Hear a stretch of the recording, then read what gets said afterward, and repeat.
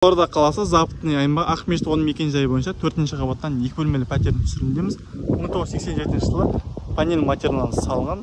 Ұяласында балалар ойналы, көлік, автотұрақтар, футбол алаңдары бар. Үйге жақын аймақта 9-ші мектеп, орталық мешіт және спорт мектептері осы тұсымызда 136-ші мектеп орналасқан. Келесі кезекте пәтер ішінде таныс болсаңыздар.